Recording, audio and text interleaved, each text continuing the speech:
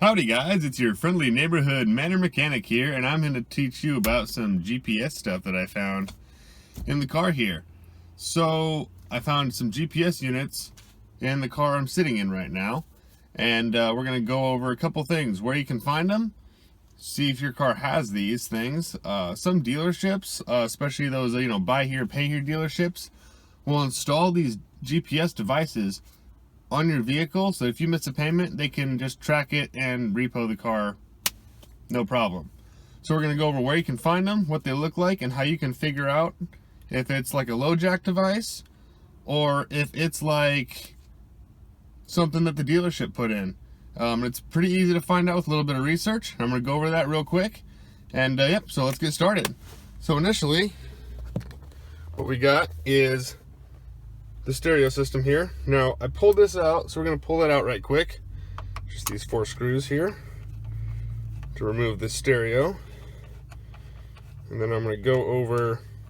Apologize for the video quality. I'm still using my phone, and I'm working on getting some cameras for better video qualities and whatnot. But for now, this is kind of what we're stuck with. So appreciate you guys bearing with me with my not only the poor camera quality that we're kind of getting here and now, but also the somewhat shoddy video editing skills. I'm still a work in progress on that. So yeah, definitely appreciate you guys sticking with me on that. And we're gonna go ahead and do more videos. They're gonna get better as time goes by. But yeah, this last screw, and then we're gonna go through this first GPS unit that I found. We're gonna probably end up putting this one mostly back, because this one I found out is a LoJack device. I'm going to go over how I found that out and where you can find that out if you want to check that out on your car. So if you've got a car, one of these like buy here, pay here type dealerships, I'm just going to pull here. All right, there's all the wiring there. Going to let that rest there. So the LoJack device is actually already out. It's actually right here. And this is a battery backup for the LoJack device. So this battery we're just going to remove because I'm not sure if it works anymore. So I'm going to do some testing on it, and I might use it for another project. Now this is, I don't know exactly what part of the LoJack system this is, but right next to my thumb, that's the model number. So you're going to want to like Google stuff like that, and this FCC ID. Those are the main 2 things you can Google to try to figure out what kind of device this is. So I Googled this, and I determined this is a LoJack device. So since it's LoJack, that means it probably wasn't installed by a dealer. This was either a fleet vehicle or a personal LoJack customer. So there's no reason to suspect that any dealership is tracking this. Also, a lot of times if you find one of these, you can go by the numbers on the barcode and you can contact LoJack and see if you can get it reactivated, because a lot of times you can get breaks on your insurance for having LoJack installed, and if your vehicle already has it and you don't know about it, you might be missing out on some insurance savings. So definitely keep that in mind.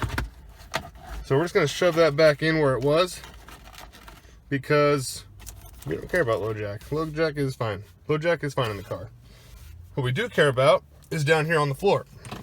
This is the dealership installed GPS tracking device. Now I found this out when I looked at these, look at this tag here. Light there. Yep. So there's a serial number and the IMEI number on the top. Those 2 numbers you're not going to be able to Google. Those are proprietary to this particular device, and they don't usually have that information public. Now what you can use is your PIN, the PN, which is this, the S1000-T, and where it says P143C6CV, and this FCC ID. Those are all numbers that you can Google. And if you're not sure, you can just kind of punch these numbers into the Google, and you will eventually find something like this. I actually found this on eBay for $100. I didn't purchase this. I found this in the car. I found an identical one on eBay that kind of determined that this is what this was. And this is a dealership installed device, and they install it using the OBD2. They use basically jack into your OBD2 with this. Now this white plug is the OBD2 port for diagnostic testing. Now it's usually mounted right here. Now I removed it for this particular video purposes and demonstration purposes. It just kind of pops in and out, and I want to reinstall the original and remove the GPS harness.